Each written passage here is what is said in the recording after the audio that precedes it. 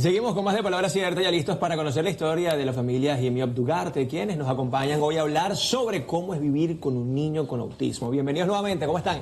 Muy bien, gracias. Muy buenos días a ti y a tu audiencia. Bueno, aquí estamos felices de tenerlos porque esto va a ser un nuevo pilar de contenido dentro del espacio. Tenemos muchos especialistas, pero qué bueno es hablar con testimonios reales. Comencemos justamente con eso, Gwen. ¿Se enteraron de todo esto de Luis Gonzalo? ¿A qué edad? Y sobre todo, ¿cómo fue esa noticia cuando te dicen a ti, tu niño es autista, entendiendo que quizás uno no es especialista ni psicólogo? Yo no sabía que era eso. ¿Quizás le pasó algo así? Sí, claro, cuando uno es padre, uno tiene una conexión desde el principio con su niño. En nuestro caso, Luis Gonzalo, cuando tenía 1 año y 4 meses, dejó de hacer cosas que ya había logrado como cualquier niño. Luis Gonzalo decía mamá, papá, tete, palabritas, jugaba, interactuaba y de pronto se aisló.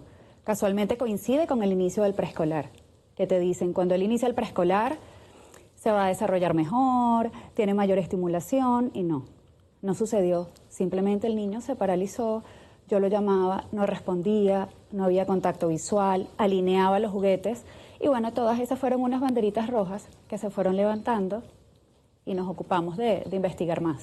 Y justamente comenzó esa investigación, Gonzalo, te dicen a ti, tu niño es autista. ¿Qué es lo primero que uno piensa como padre? Oye, nadie te va a decir que es fácil, Okay. porque esto no es un camino de rosas, esto no hay que idealizarlo. No hay que romantizarlo, no hay que Yo he visto por ahí, he romantizarlo, escuchado mucho la frase. Es una situación que te genera primero mucha angustia, porque evidentemente la preocupación primaria de cualquier padre es el futuro de su hijo.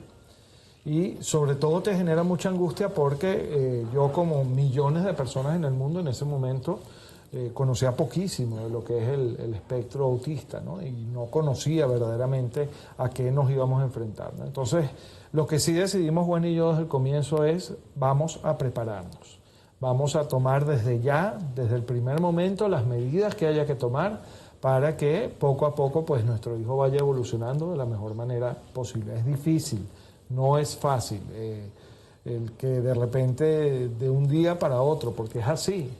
Tu hijo que te miraba y te decía papá, tu hijo que te miraba y te decía mamá, de repente deja de mirarte, deja de...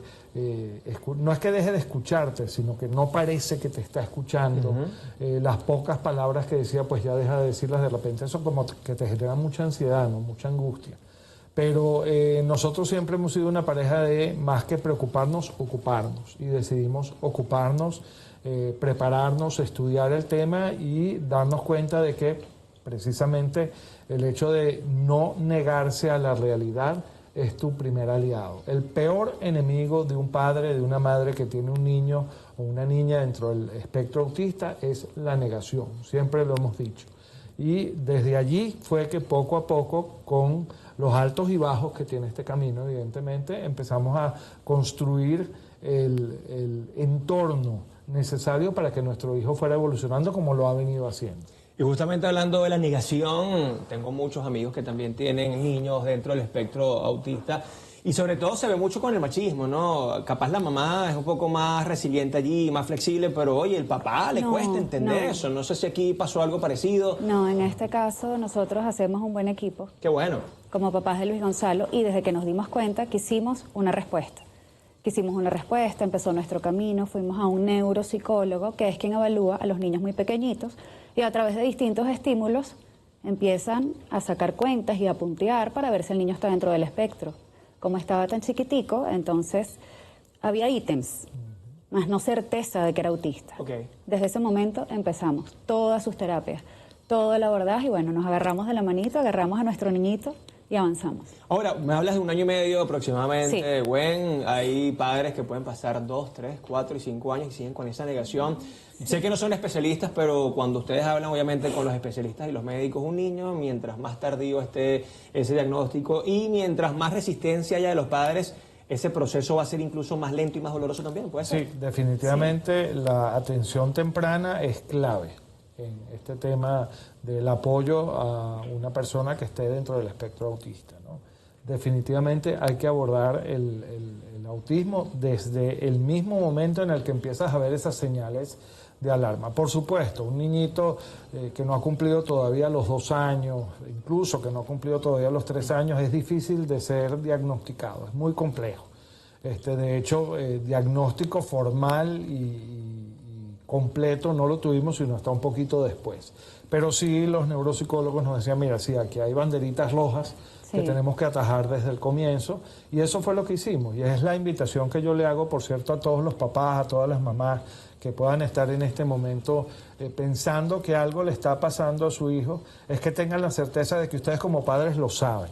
Ustedes saben que hay algo con su hijo que no está funcionando como debería funcionar o como normalmente funciona, y ustedes son los que tienen que tomar todas las medidas que hay que tomar para protegerlos. Bueno, una vez que uno se entera como padre de que tu hijo está dentro de ese espectro, tú cambias la visión, el espectro, cambias la visión, cambias la percepción, quizás hay ahí algo de miedo que obviamente está. ¿Y ahora cómo será el trato? ¿Y ahora cómo será esta comunicación? ¿Y para dónde vamos? Sí, claro, hay muchísima incertidumbre, pero yo creo que lo que te impulsa y te motiva es el amor hacia tu hijo. Todos los días están llenos de incertidumbre, porque el autismo va a ser para siempre. Es una condición, es algo que no se le va a quitar, simplemente podemos darle herramientas para que él evolucione, para que él avance. Bueno, y la meta de cualquier papá es la independencia de su niño. Pero sí, es complicado y hay días llenos de muchas interrogantes. ¿Cómo va a estar hoy, por ejemplo? Recientemente mi esposo cumplió años y bueno, queríamos compartir con Luis Gonzalo. Luis Gonzalo tiene días maravillosos, pero también días muy difíciles. Y se tuvo que ir del cumpleaños de su papá. Era un día en que simplemente estaba indispuesto.